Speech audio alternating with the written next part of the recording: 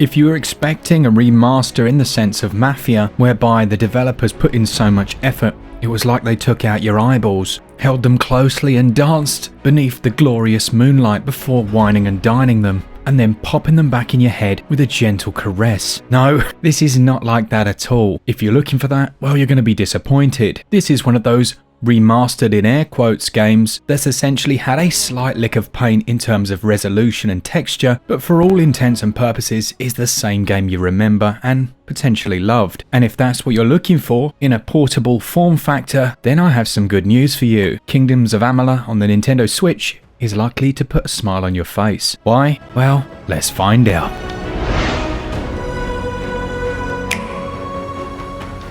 The story begins with your death, and as you're wheeled into the laboratory of a slightly unusual group who have been undergoing experiments to try and find, well, essentially you, it's not long before you're undead and your adventure begins. That's about as spoilery as this review's gonna get, and Kingdoms of Amalur does an incredible job of its narrative drive. On the one hand, it's quite easy to play it in a more linear way, following those main quest lines, which will take you around about 40 hours, but where it excels is in its tertiary tales, with more side quests than you can shake a stick at, but being fully voice acted, they're actually interesting. Many of these maybe go and fetch this or kill that, but the reasons you're given for doing so are often engaging and sometimes downright comical, like trying to find a lost nymph who the fisherman fell in love with, who turns out to be a hideous hag that he then asks you to murder. And forget a sheep in wolf's clothing, what about a wolf in human clothing who's struggling to walk along as you find him and asks for your help in returning him to his wolfy state. While yes, it can be a bit narratively clunky, it's also really enjoyable, and any fans of true role-playing experiences are going to have a blast unraveling some of these quest lines.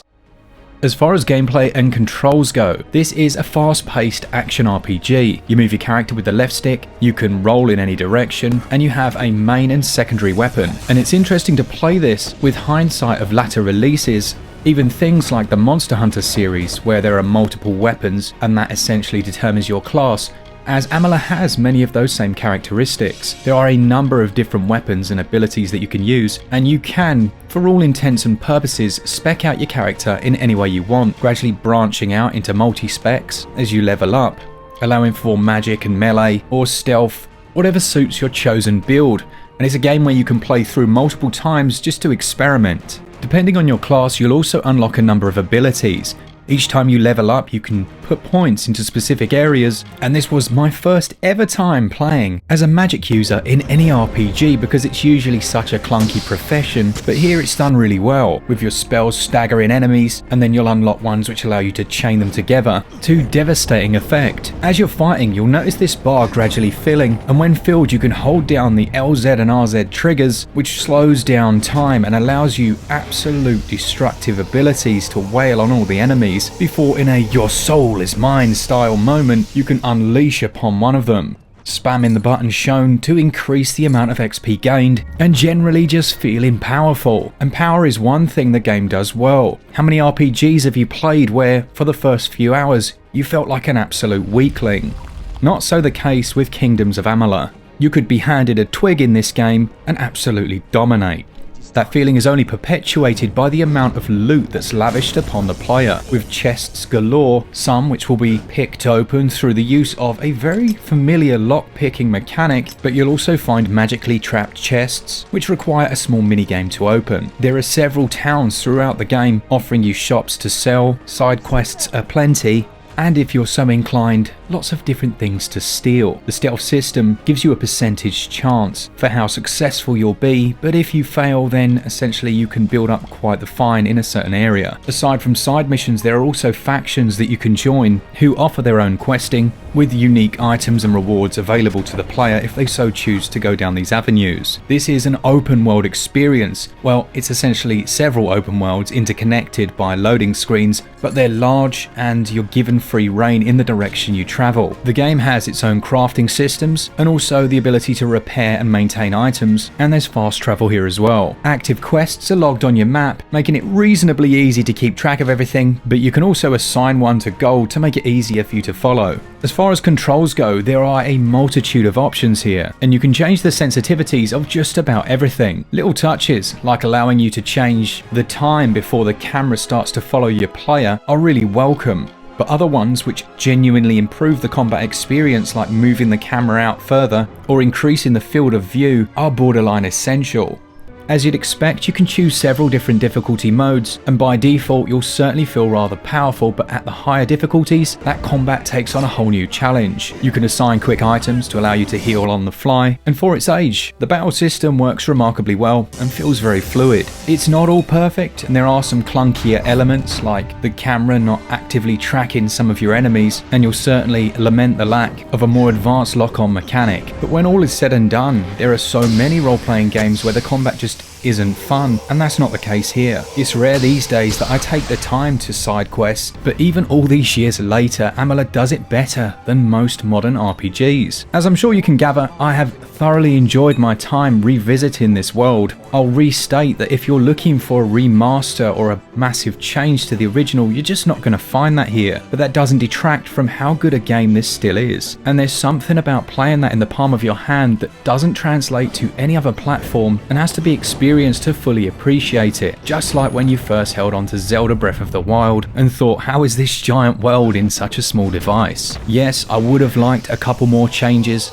in terms of mechanics to make it a little bit more slick, and your dialogue choices can feel a touch limited, but my goodness, is this still a fun game. I give gameplay 18 out of 20, and the controls, although showing their age, score 16 out of 20. Visually then, the game looks okay. It's not without its flaws. The increased texture resolution and overall performance are decent. You're looking at 30 frames per second for the most part, but there are inconsistencies here, and I'm not entirely sure if they are related to the engine itself. As a magic user, you generally fire off lots of particle effects, but you'll notice every time there's a particle effect, such as a spell or destroying a destructible crate or box, there's a very slight stutter in performance, just a pause for a few moments. It's something you always used to see on old titles, so I don't know necessarily if it's an element that they can fix or what's going on there. Many people may not even notice it, and if you're playing as a class that doesn't use particle effects, then disregard this, but for those that do, it's worth being aware of.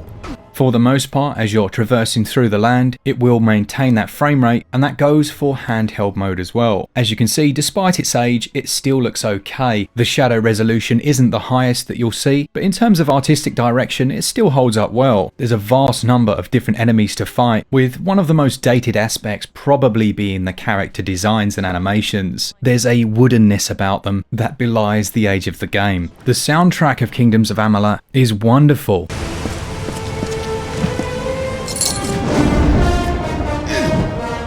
It really reminded me of old school Knights of the Old Republic 2, which is one of my most favourite games, with its constant melodic orchestrated score playing out in the background, which quickly shifts as soon as combat starts. There is a certain Tolkien-esque nature to the world as well, and a few moments where I expected to see Bilbo Baggins bowling over the horizon. Alas, it was not to be. The voice actors do a mixed job. Some of them are brilliant, and others are entirely unconvincing.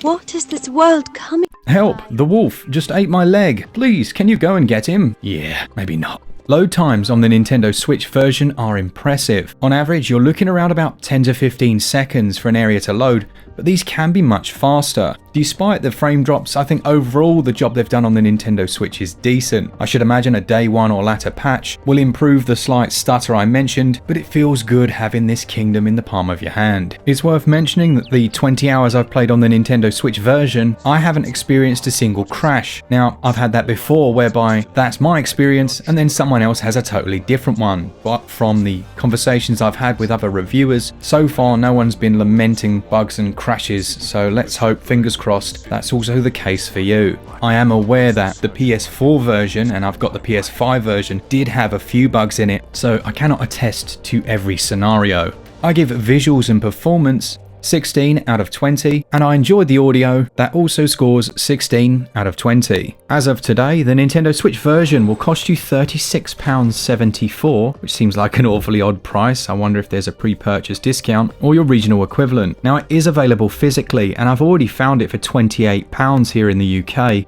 on a website called coolshop.co.uk, so it's likely you'll be able to find it for a good chunk below the asking price. At 36 quid though, this is expensive, particularly when you consider it's released already on other platforms and can already be had for significantly less than this price. If it was a new release, I wouldn't really have a problem with that price, but it isn't, and it does feel like the Switch tax is real here. Perhaps £25 would have been the sweet spot, but that's just not the case. Sure, you've got potentially hundreds of hours of gaming here, but the main storyline at 40 hours, and the 2 included DLCs, as nice as they are, without a massive amount of remastering, don't really warrant that price. As it stands, I give value 14 out of 20.